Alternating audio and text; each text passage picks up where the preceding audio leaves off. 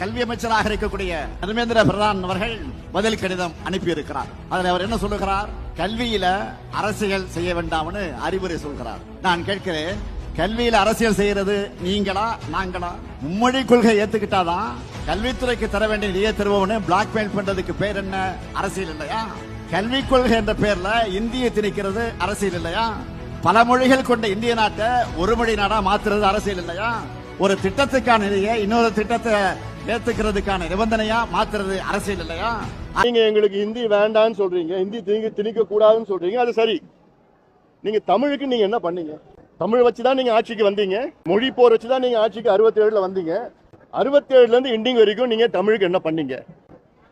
நீங்க வரதுக்கு முன்பு தமிழ்நாட்டில் வெறும் 20 தனியார் பள்ளிக்கூடங்கள் தான் இருந்தது. இன்னைக்கு கிட்டத்தட்ட 55,000 தனியார் பள்ளிக்கூடங்களை கொண்டு வந்தது யாரு? நீங்க தான். நீங்க என்ன செஞ்சிருக்கணும்? அரசு பள்ளிக்கூடங்களுக்கு முக்கியத்துவம் கொடுத்திருக்கணும். அரசு பள்ளிக்கூடங்களுக்கு நிதி ஒதுக்கீடு செஞ்சிருக்கணும். அரசு பள்ளிக்கூடங்களை காப்பாத்தி இருக்கணும். கல்வி என்பது அரசு மக்களுக்கு இலவசமா தரமா கொடுக்க வேண்டியது அரசுடைய கடமை, ஃபண்டமெண்டல் டியூட்டி. ஆனா அதெல்லாம் விட்டுட்டு நீங்க கல்வியை வியாபாரமா ஆக்குனது யாரு? திராவிட கட்சிகள் தான், குறிப்பா திமுக தான்.